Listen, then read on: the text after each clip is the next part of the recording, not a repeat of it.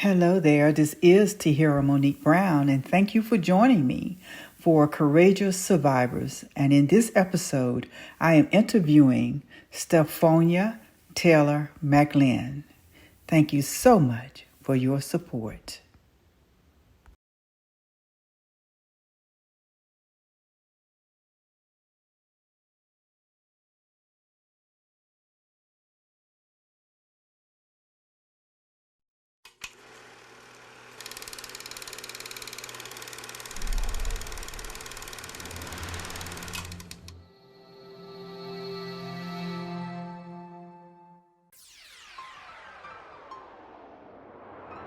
Welcome to Living True and Truly Living, where real people tell real stories about real issues.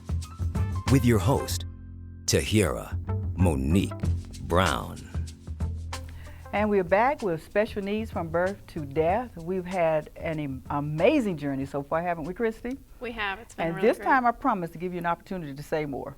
Hey, I got it into was Miss led. Carol Cates just a minute ago, but now we're going to interview Stephonia Taylor McLinn.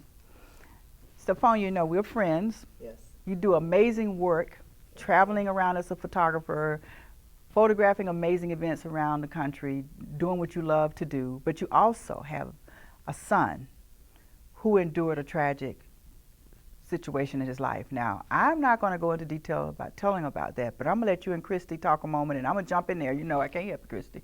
Just work with me. But I'm going to let Christy ask you more questions because I know a lot. Okay. So I'd rather for her to learn from you, which helps the audience learn from you about what took place with your son's case.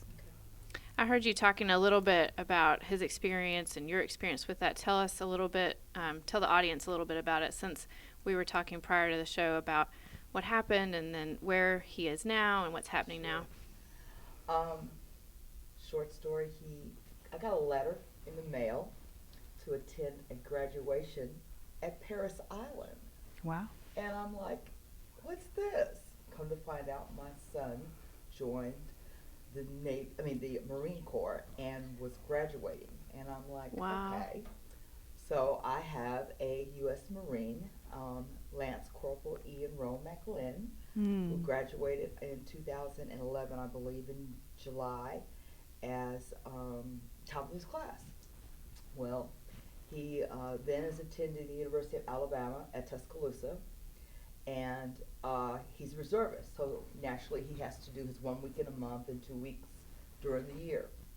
Well, in December, my mom had just passed that June, and I think my sisters tricked me with a double-head coin. So we were going to spend our first Christmas together without our parents. So I went to Houston, Texas to be with my twin sisters, Carla and Karen. And we do the tree thing and whatever, but we go out on this Friday night and have fun. And so I come back in, and they're teasing me about, girl, who's trying to find you? Your phone is just blowing up. And I'm like, everybody knows where I am. I'm with you guys. And sure enough, as we're making that statement, bam, my phone rings again, and I see this 703 number, and I'm like, Virginia. I mean, I recognize the number from having worked in D.C. So I answer the phone, and they say, is this Miss Taylor? And I'm like, oh my God, somebody knows me from years ago, my maiden name. I said, yes, this is. He says, well, this is the Wounded Warrior Division of the United States Marine Corps, and this is Sergeant Watwood, and your son. And I say, my son's not in a theater of war.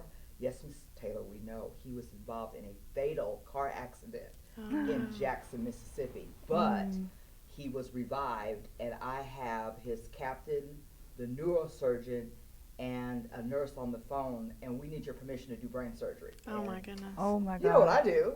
I lose it. Wow. I'm like, so I give my sister permission to talk for me, and they tell me what's going on, and he has a brain injury, and his brain is swelling, and they need to relieve the pressure immediately. So yes, I say yes to everything, just save my son's life. Sure. Well, at that time I was in Houston, Texas, so in flip-flops and jeans, I go to Hobby Airport. This is 9:30 in the morning. By 11:35, I'm landing in Jackson, Mississippi, being escorted to the University of Mississippi Medical Center to what, I don't know. I have no idea. Excuse me, but Stephonia, how old was your son at this At time? the time, he was 22 years old. Oh my goodness. And they said if it had, also he was for 7.5 minutes, he was without life, and he has an extraordinary story to tell, but he hasn't yet. He saw the angels, he saw the white light. He didn't see God, but he remembers saying it wasn't his time. But anyways, University of Mississippi Medical Center, phenomenal institution. He was in the critical care ward. He was in a coma and on a ventilator for 21 days. Oh my goodness. I arrived with them telling me, oh, he will not make it through the night. You need to make plans. They brought in his entire family. Half his little buddies from the University of Alabama were there the next day, which was Sunday. Looked up in the waiting room. There were 25 kids there. They started already making burial plans for him or at the cemetery at I-59 and 20 because he wasn't going to make it. Well, But what was your heart telling you at that time? I didn't know. To have seen what I saw, my son was in a private room with 10 machines, the ventilator, the collar, machines on the floor, monitors, heart monitors, CPU monitors, breathing machines. He had a central line that had 5 IVs from this side, 5 IVs from that side, and he was swollen because they were trying to force liquids into him because he was fighting for his life. He had a temperature of 104. He was on an ice blanket. He had 2 nurses. He had one nurse that all she did was adjust the fluids going in and out of his head because the CPUs were so high. And his heart rate, being in a coma, I mean, I'm looking at all these other people in coma, their heart rate 78, 68. My son's heart rate 125, 126, just unbelievable. But through the grace of God, he came out of his coma. Meanwhile, they're telling me, well, if he doesn't die, he's going to be a vegetable. He's going to be a vegetable. He won't walk. It's been too long. He was deprived of oxygen of the brain.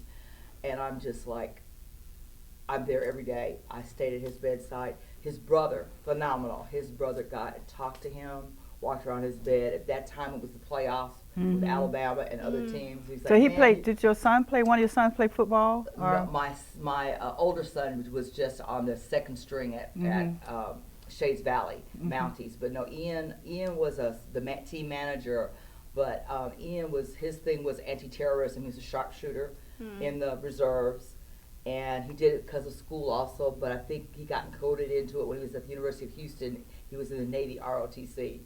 He never explained why he chose to be a Marine, but he was a serious Marine, and he's back to his Marine status. Wow. He will no longer That's be good a news. Marine. I mean, as far as physical, because he lost 40 pounds in the coma. He also had 7 surgeries. He lost his pinky finger. He had we call it a Freddy Krueger-like gash, but he had to have 2 skin grafts on his hand. And he now has a prosthetic pinky, which he proudly wears a little ring on that he bought for last Christmas. I love it. I love it. He has what's called traumatic brain injury. And he was wearing a seatbelt. Wow. We don't know what happened because nobody was there at the time. Someone was out hunting. The accident happened on I-20 in Morton, Mississippi when he was on his way to drill at 5:30 a.m. in the morning. Someone heard the accident and came and attended to him, and instead of calling the state troopers, they immediately called the University of Mississippi Medical Center, which is the closest institution to him. As they couldn't fly him back to Birmingham because he was too critical. But that probably saved his life. Yes. Well, they said between him being a Marine and healthy and being young, Sure. had a lot to do with it also. He has some issues, he has some struggles, but he wants to be well. He wants to be normal. What are some of the challenges you're facing? And, I'm saying you, but also he's facing those challenges 10 times more than what you're experiencing just watching him. He still has a memory loss of over 3 years. He can't remember the last 3 years. He is back in school under student disabilities, but he's not doing as well as he was, and he's frustrated about that. He has headaches. He's frustrated that he has to take medication. He never took a pill in his life. He was the healthiest child I ever had. When he had chicken pox, he had, "Mommy, I have a pox." He had 3 little pox. His brother covered. He's never sick. never sick. Right. So for him to have to depend on taking medication for his brain, because you want the synapses, your brain doesn't heal, it rewires. That's right. I learned that he was, after his stint in University of Mississippi Medical Center, which was 3 months, we were ambulanced to the Shepherd Center for Brain Injury, which is another phenomenal institution in Atlanta, Georgia. He stayed there through an intensive daily program from 8 a.m. to 3 p.m. every day. And then eventually a spot became open in what's called the Polytraumatic Transition Unit for Brain Injury for any military person. There are 5 of these units across the United States. Once you're accepted, you can stay there till you get well. That's amazing. So he was able to go. We went to Tampa, Florida, and he stayed there and participated in their program, and they had very high hopes for him. But he's a fighter, and that's the thing I love about him the most. He still stays to himself now. Before, he exhibited all the things that they talk about in traumatic brain injury, exaggerated behavior, Anger. well, they're stages, Yes. and he is going through some of the stages, but he hasn't called what's plateaued, thank the Lord. He still knows he needs help. He does not think he's okay. Yeah, Where that's a lot awesome. of them will plateau, they say. It's been now 2.5 years. Wow. The accident happened December 15th, 2012 at 5:53 a.m. in the morning. But God has intervened miraculously. Stephonia, Yes. I love your courage.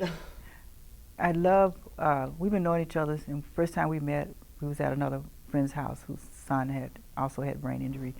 And unfortunately, that son passed away. But for you to continue on the journey and be the great mother that you are, and work like you do to make sure you can afford to continue his care, I admire you tremendously. The name of this show is Special Needs from Birth to Death, and it was hard for me to bring people on this show because of the title of this show, but it mattered to me because it's a journey. It's a journey no matter how we look at it.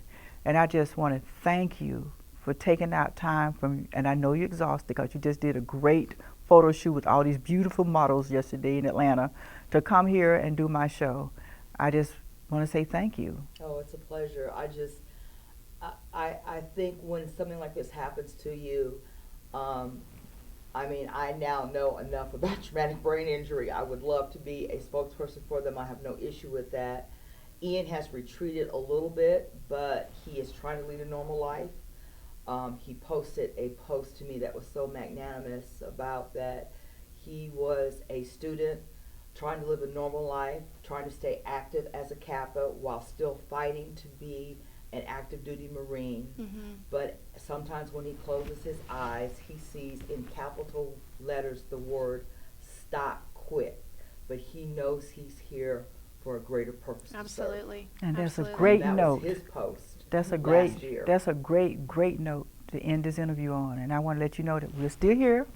I am still your friend. You can find me anytime you need to talk. You're not alone. I'm pretty sure you're surrounded by thousands of amazing people that loves you. But there are those core people that sometimes that you need to be around you that understands everything that you're going through. I want to let you know that I'm here. Thank you. I definitely understand. I'm a survivor myself, so I do understand. And God bless you, keep you strong. Thank you for joining us today. And I'm going to give you a bear. A bear. So I just want to thank you. Oh, see my little squeezy bear. So this is a bear for you to take home with you so you. very much. Anytime you feel that little moment that you need a hug, give him a big fat squeeze. That's right. That's right. I love you, Stephonia. Thank you. Thank you for joining us today. We'll be right back for Living True and Truly Living. Real people, real stories, real issues.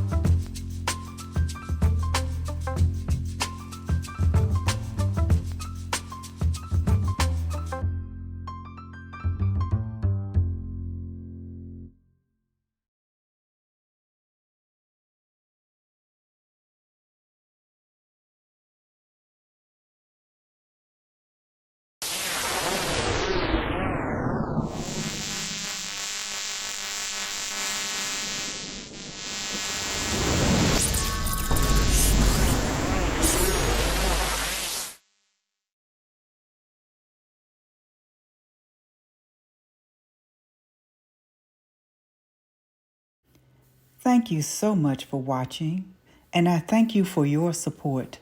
Subscribe to my channel and give me a thumbs up for more great content. Have a fantastic day.